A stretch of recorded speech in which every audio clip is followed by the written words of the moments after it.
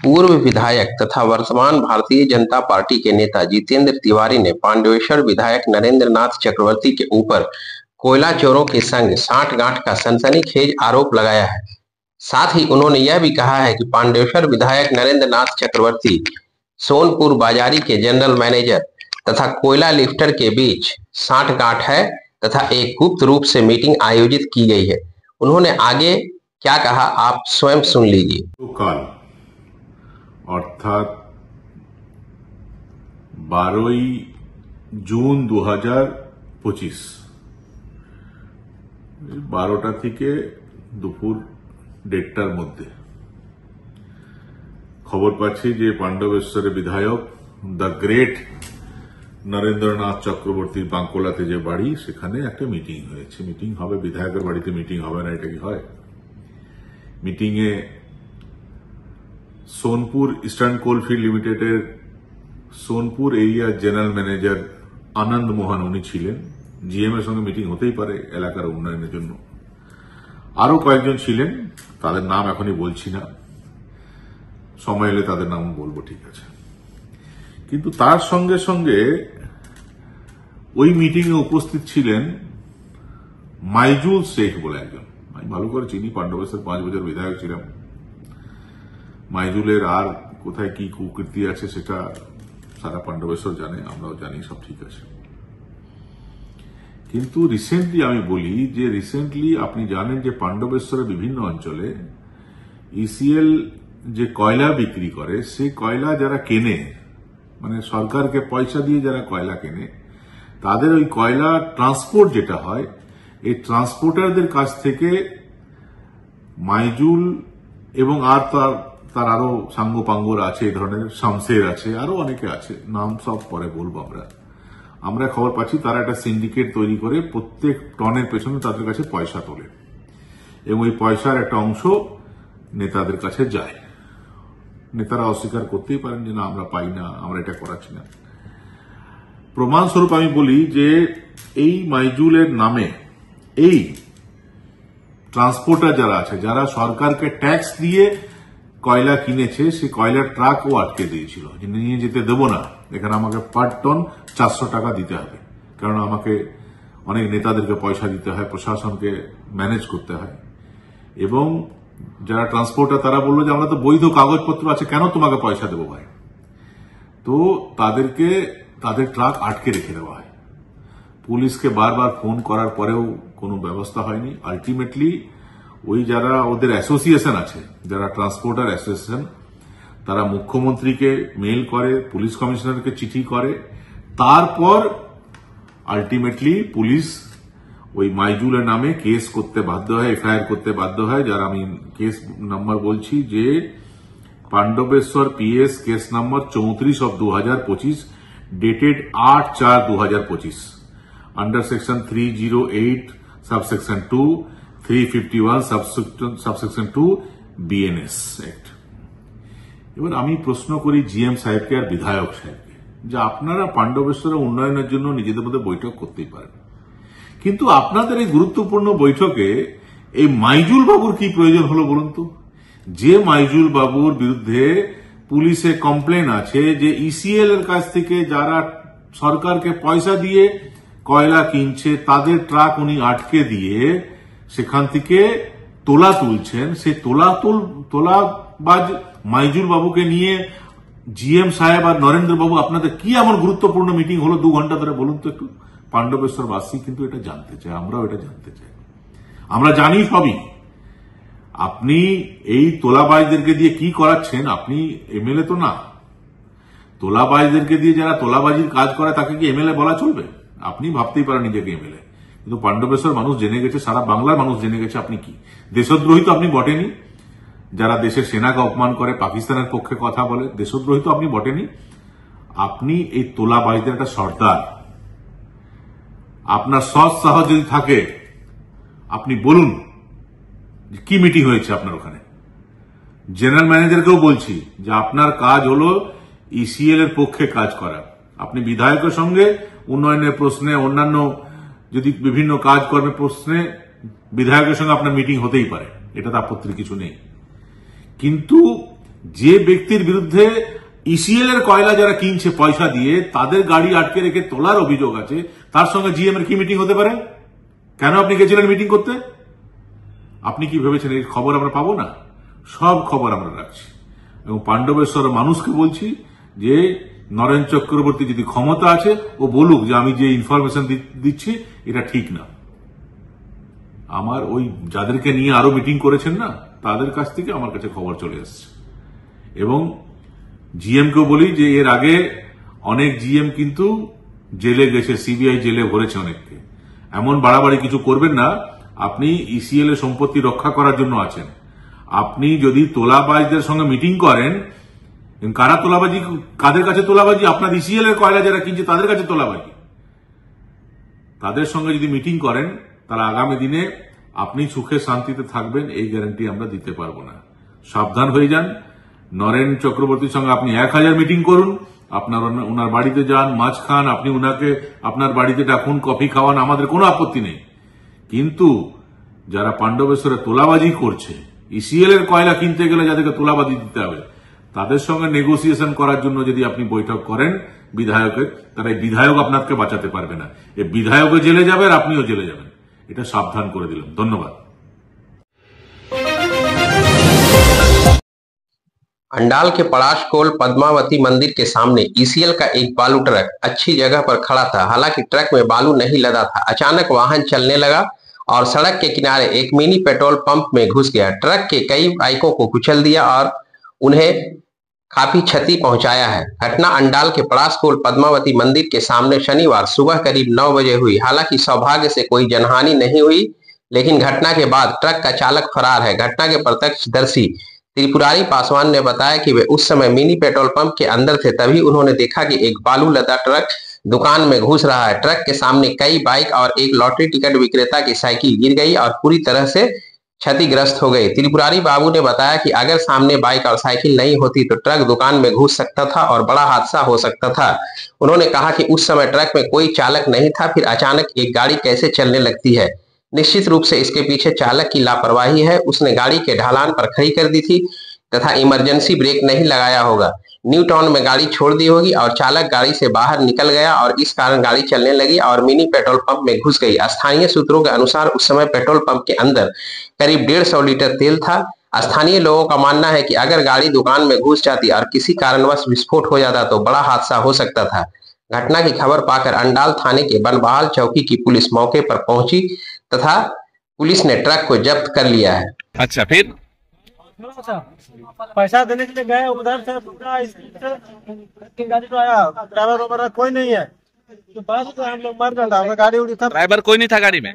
गाड़ी अपने से आ गया? ड्राइवर नहीं था। अच्छा, चला गया, हम लोग बचे। हम लोग भीतर ढुक गए। बाइक का चलता, अरे तो बाइक का चलता हम लोग प्राण बच गए, तो गाड़ी भीतर ढुक जाता है। हम लोग अंधेरे में है सब कोई। हमारा गाड़ी तो तोड़ता है, सब्जी वाला है, उसका साइकिल, मेरा बाइक मेरा लोटरी बेचते हैं। कोई आदमी का कोई क्षति हुआ? इसमें क्षति नहीं हुआ है, खाली गाड़ी का क्षति। आपका नाम? नाम त्रिपुरारी पासवान। तृणमूल कांग्रेस के सांसद तथा संसदीय समिति के अस्थायी अध्यक्ष और बर्दवान से तृणमूल कांग्रेस के सांसद कीर्ति आजाद ने आज आपातकालीन बैठक में दुर्गापुर स्टील प्लांट अथॉरिटी से मुलाकात की। इस दौरान आईएनटीटीयूसी के प्रदेश अध्यक्ष ऋतुव्रत बनर्जी और राज्य के पंचायत ग्रामीण विकास मंत्री प्रदीप मजूमदार भी मौजूद थे। बैठक के अंत में ऋतुव्रत बनर्जी ने कहा कि आज की बैठक मजदूरों के हितों और उनकी भलाई के लिए की गई है। दुर्गापुर औद्योगिक क्षेत्र के कोई भी मजदूर बहुत जल्द ट्रेड यूनियन के मुख्य सेल में शिकायत दर्ज करा सकते हैं। इसके लिए पूरे शहर में होर्डिंग्स लगाए जाएंगे और हेल्पलाइन नंबर दी जाएगी। गौरतलब है कि ट्रेड यूनियन की कोर कमेटी पहले से ही औद्योगिक कारखानों में मजदूर प्रतिनिधि के रूप में काम कर रही है। आईएनटीटीयूसी ने केंद्र सरकार से दुर्गापुर स्टील प्लांट और अन्य स्टील प्लांटों में ठेका श्रमिकों के लिए बायोमेट्रिक प्रणाली लागू करने और ठेका श्रमिकों के लिए अस्थायी रोजगार की व्यवस्था करने के लिए स्टील प्रबंधन के माध्यम से ठेका कंपनियों में आवेदन करने की आवश्यकता को लागू करने की जोरदार अपील की है।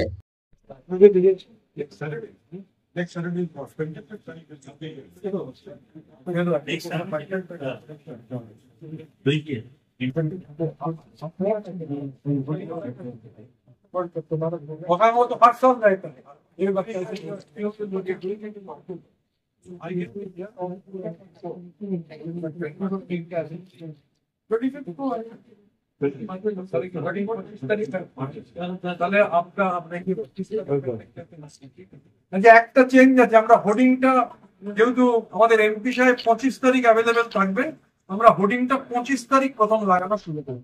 उसका भी कारण 25 जून को 1983 में हम लोग वर्ल्ड कप जीता था। लेकिन आपका चंपारण मीट नहीं हुआ।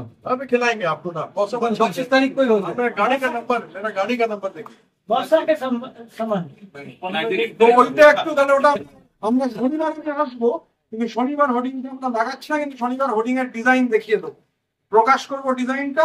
আর 25 তারিখ প্রদীপরাও থাকবেন, কীর্তিহাজাতে থাকবেন, হোর্ডিং লাগানো শুরু হবে। ঠিক আছে, নির্বিশেষে যে এর মধ্যে তো দলের ব্যাপার নেই, যিনি এই কাজ করছেন তিনি অফেন্স করছেন, এর সঙ্গে তো দলের বিষয় নয়। আমাদের মুদ্রা কথা হচ্ছে কোনো শ্রমিককে বঞ্চিত করা যাবে না, পে স্লিপ, এবং ওনারা বলেছেন, আমরা ওনাদের অনুরোধ করেছি যে আপনারা কন্ট্রাক্টরদের ডেকে বলুন যে pay slip is a right, provident fund is a statutory right, gratuity is a statutory right, ESI benefit statutory right, এগুলো দেবো না, এসব তো চলবে না। আর ওই যে করতে দেবো না বায়োমেট্রিক, আমিও চ্যালেঞ্জ নিচ্ছি, আমরা সবাই চ্যালেঞ্জ নিচ্ছি। আমরা মমতা বন্দ্যোপাধ্যায়ের সৈনিক, অভিষেক বন্দ্যোপাধ্যায় আমাদের নেতা। মমতা বন্দ্যোপাধ্যায়ের পরিষ্কার নির্দেশ, ইন্ডাস্ট্রিকে ডিস্টার্ব করা যাবে না। শ্রমিকদের কোনো বিষয় থাকলে সেই বিষয়ে 10 বার 12 বার 15 বার আলোচনা হবে, ম্যান্ডেজ নষ্ট করা যাবে না। আর ট্রেড ইউনিয়ন নেতার কাজ নয় নিয়োগ ঠিক করা। কোর কমিটি ঘোষণা হওয়ার পরও যে ট্রেড ইউনিয়ন নেতা, মানে কোর কমিটিতে নেই, যিনি বা যারা এখনো এই লিস্ট দিয়েছেন, মানে তাদের কিন্তু মিউজিক ফেস করবার জন্য তৈরি থাকতে হবে। আমরা এফআইআর করব, যা অভিযোগ পেয়েছি আপনাদের আমি জানিয়েই দিয়ে যাচ্ছি, আমরা এফআইআর দায়ের করব, শ্রমিকরা এফআইআর দায়ের করবেন, এবং ডিএসপির ক্ষেত্রে, এএসপির ক্ষেত্রে এই বায়োমেট্রিক চালু হলে আমি আপনাদের বলছি 99% সমস্যার সমাধান হয়ে যাবে। ট্রেড ইউনিয়নের কাজ হচ্ছে মাননীয় মুখ্যমন্ত্রীর পরিষ্কার নির্দেশ, শিল্প বান্ধব এবং শ্রমিক বান্ধব পরিবেশ। ট্রেড ইউনিয়নের কাজ শ্রমিকের স্বার্থ দেখা, মানে এই যে অ্যাপয়েন্টমেন্ট লেটার পাচ্ছে না এটা নিয়ে সরব হওয়া, পে স্লিপ পাচ্ছে না এটা নিয়ে সরব হওয়া, কোথায় কি নিয়োগ হবে তার তালিকা নিয়ে দৌড়াদৌড়ি করাটা ট্রেড ইউনিয়ন নেতার কাজ নয়। আর যে কারণেই তো কমিটি ভেঙে দিয়ে কোর কমিটি তৈরি হয়েছে, এবং আমরা একদম আপনাদের দায়িত্ব নিয়ে বলছি ধারাবাহিকভাবে। এবং আমরা এই যে আমাদের হেল্পলাইনটা খুব সাকসেসফুল হয়েছে, হেল্পলাইনটায় ফ্লাডগেটের মতো অভিযোগ আসছে, আমরা ঠিক করেছি আগামী শনিবারই শুরু করব সেটা। গোটা দুর্গাপুর জুড়ে আমরা ডিএসপি এএসপিরও সাহায্য, প্রদীপদা, কীর্তিহাজার তারা চেয়েছেন, কারণ তাদের জমিও তো ব্যবহার করতে হবে।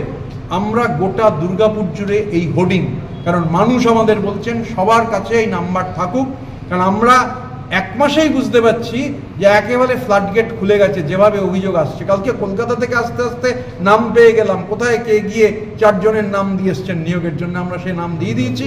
আমরা এফআইআর দুর্গাপুর জুড়ে হোর্ডিং লাগানো হবে, একদম সামনে শনিবার থেকে শুরু হবে হোর্ডিং লাগানো। এখন ঠিকাদাররা নিয়োগ করছে, মানে ঠিকাকর্মী নিয়োগ করা হচ্ছে, তাদের কোনো প্রশিক্ষণ নেই সেরকমভাবে, যার জন্য গতিতে দেখা গেছে গত কয়েক বছরে যে অ্যাক্সিডেন্টগুলো হয়েছে তাতে অধিকাংশ ঠিকা শ্রমিকের মৃত্যু না হলে আহত হয়েছে।